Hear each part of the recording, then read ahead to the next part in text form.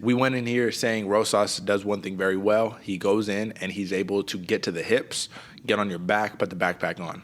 Now, one thing that I saw possible, because we said Christian Rodriguez does have underrated jiu-jitsu, man. His grappling is good. His striking is good. I thought we can find ourselves in a position like we had mentioned already, right? Round 2, Rosas got to get off the stool, and he got to strike with Rodriguez. It didn't really happen, AJ. He had to get off the stool in round 2. But it was weird because both fighters were taking a nonstop grappling approach. And I was a little confused because I thought Rodriguez, who looked calm, composed the entire fight, looked like he knew. He's like, if I get out of this first round, man, this is going to be a breeze. Why did you think throughout all the openings Christian Rodriguez had to inflict serious ground and pound to probably get Rosas out of the fight, he opted to just put a backpack on him and then just kind of control him and hold him and not really inflict as much damage as I felt like he could have? Do you think there's anything psychological going into that? I don't. Probably. Who knows as far as that one? Because there has to be something there. And what I was thinking is going on is he was taking the safer route. You got this kid who's storming in. He's strong. You feel his muscles. He's actually, like a legitimate fighter. So you got to be careful in there. And I think that's where Christian Rodriguez really kind of was playing the game plan, man. Don't overextend. Don't see blood and go crazy. Just keep to your fundamentals, and that's how you'll win this fight. The guy's got a lot of heat on him. Rosas has a lot of attention, so if you're able to stay composed and get your shot, take it. But I think that was a little bit more of a safe call from Rodriguez. Do you think it's the same, or do you think this was a kind of a mental battle of him not wanting to? Well, no, I felt like he definitely tried to take the safest path to victory, but I thought a finish was there multiple times. Like, he could have went for chokes that he just didn't go for. Like, he just opted to control. And then in the last, 15 seconds of the fight, he stood up and started throwing heat. And that's where I was like, where was this at, 3 minutes ago, bro? Like, you could have been doing this. But I agree. Rosas was desperation shot after desperation shot. And he's getting in on the hips, man. You had to sprawl to get away from him. Let's talk about the criticism, though, because I'm going to say this, man. A fight is a fight. When you're on the biggest stage, you're gonna be put in a position where people are set to cast stones, right? I don't know. I don't remember how the phrase goes, but don't cast stones from a glass house or whatever the case may be, or you know how it goes. This kid's 18 years old, bro, or 19 or however old he is, man. He lost the fight that he was having a lot of success in. He had a lot of really good points. For people who are bagging on an 18-year-old for this, you just have to take a step back and be like, what were you doing at 18 years old? I wasn't doing fuck all you know what I mean, at his age. So give him credit for stepping up, but is this a Chase Hooper here, AJ? Is this a Sage Northcutt? Is this a Paige Van Zandt? Is he going to fall into that limelight?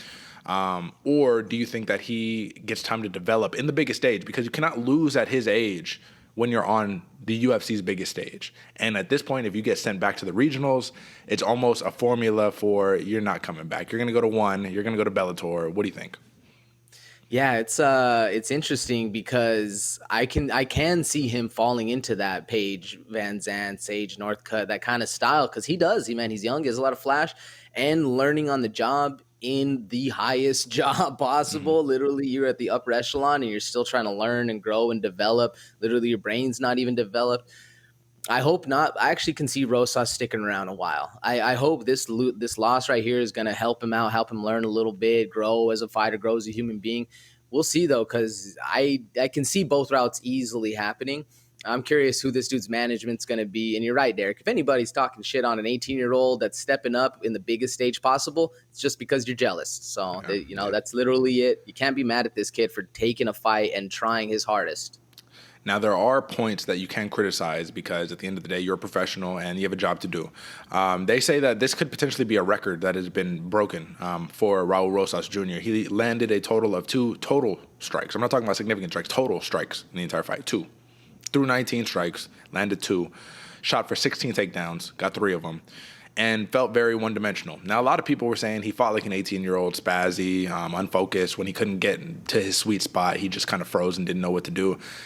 There's a lot of talk, AJ, in the pre-show of you saying, you got to remember, he's a striker, and he's going to come in and he's going to strike with Rodriguez, and we saw 0 of that. So my question is, why do you think that there was no striking? Like, when he opened up on those 2 strikes, like, he landed, right?